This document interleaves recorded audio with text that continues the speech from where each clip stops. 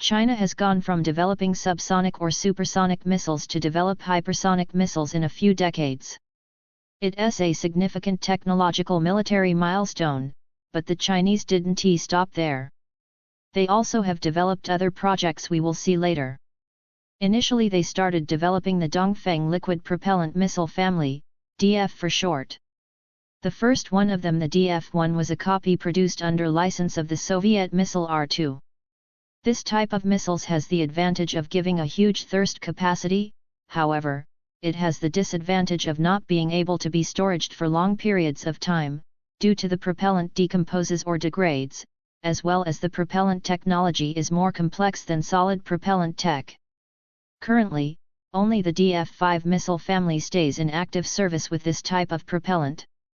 In several decades they have completely phased out the liquid propellant technology and focused on producing only solid propellant technology due to they also give a good thrust, but the propellant is much more stable and it can be stored for long periods of time without worrying of decomposing or degrading.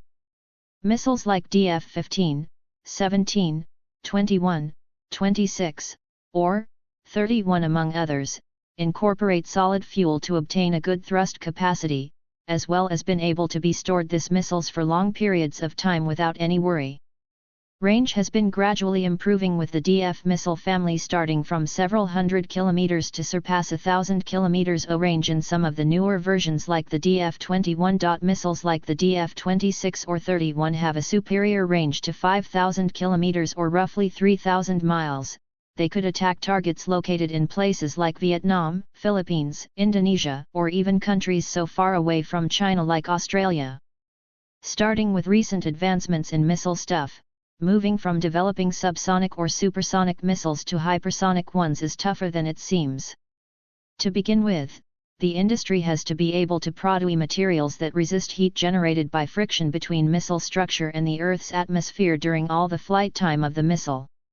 Nonetheless, with the new hypersonic missiles, generated friction with the atmosphere is so intense that is probable composed materials are employed to resist heat generated by shock between atmospheric molecules with the fuselage of missile during all the route to hit the target. If this is not the case, the missile could be destroyed in flight due to intense heat generated between the fuselage and the atmosphere at speeds superior to 5,000 km per hour or superior to around 3,000 miles per hour or even higher.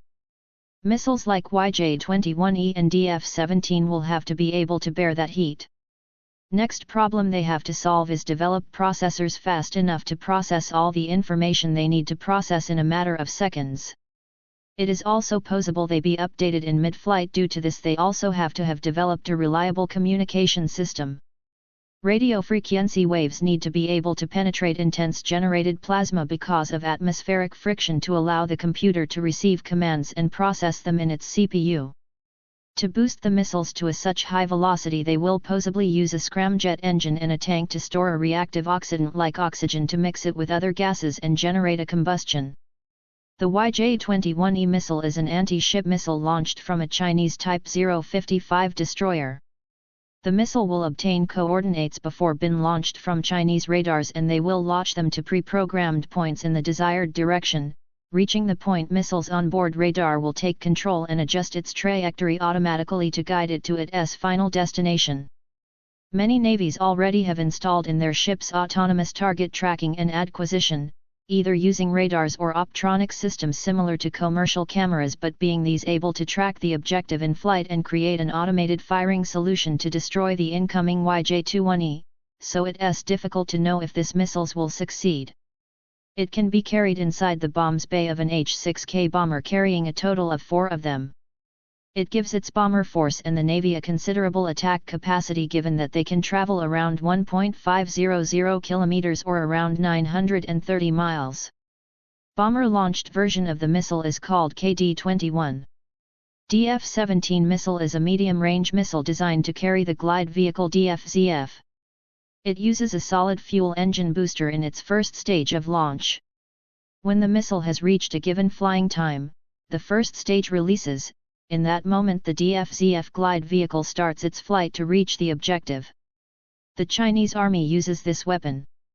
It has a considerable range with 1,600 kilometers or around 1,000 miles, similar to YJ-21E missile, allowing them to attack targets located in Taiwan and maybe South Korea. The next war China fights, both missiles may be employed to attack their enemies, so they will have to defend from hypersonic attacks. To take down these missiles, China's enemies will probably use laser weapons and missiles designed to destroy other missiles like the SM-2, SM-3, or SM-6 American-made missiles. Other kind of armament they have been researching during a long time, it seems to they may succeed in the coming years, is electromagnetic railguns. They use electricity to boost a metallic projectile, thought a small rail system, to accelerate it very fast, going from 0 km per hour to several thousand kilometers per second thanks to a big energy transfer from the gun to the projectile. This incredible velocity would allow these weapons to destroy targets at dozens or even hundreds of kilometers away. According to Chinese scientists in charge of the project, they have put sensors in multiple points of the weapon, and the AI, after analyzing all the data, has proposed improvements to make viable to shoot the weapon multiple times per minute without deteriorating the cannon. Though this advances in electromagnetic cannons are promising, they will need months or even years of trials and verification of data to install the new weapons in their ships and ground artillery systems. Without any doubt, if they can produce en masse this cannon, China will have a high-tech reusable weapons system able to attack targets both static and in the move form several dozens or even hundreds of kilometers. To counter this system's enemies of China will need to keep developing their own railguns as well as laser systems to destroy incoming Chinese projectiles. Although they could use other systems like the Patriot or missiles like SM-6, they are far more expensive to produce than a railgun projectile, so it is economically non-viable. Lastly, they are trying to develop laser weapons systems with an electric power ranging from several dozens to several hundreds of megawatts to damage or destroy enemy armament in mid-flight like missiles, drones and other platforms like planes, tanks, or ships. During 2023, China reported that it was developing a new internal beam path cooling system by blowing gas through the weapon to remove excessive waste heat and improve its cleanliness. They are confident in producing high-quality beams during long periods of time, allowing the Chinese military to shoot the laser beam continuously for all time they need. It would also increase its range as well as its destructive power, concentrating more energy in the target. They still have trouble with the cooling system. It introduces unexpected vibrations affecting the quality of the beam and making the beam to disperse and distort, reducing considerably its range and precision. When these troubles are fixed in a few years is possible, we will see them in trials deployed aboard Chinese military ships, ground platforms like trucks, fighters, and drones. I will be releasing videos in the future of civilian, military technology and scientific advancements, so subscribe to stay tuned for other videos.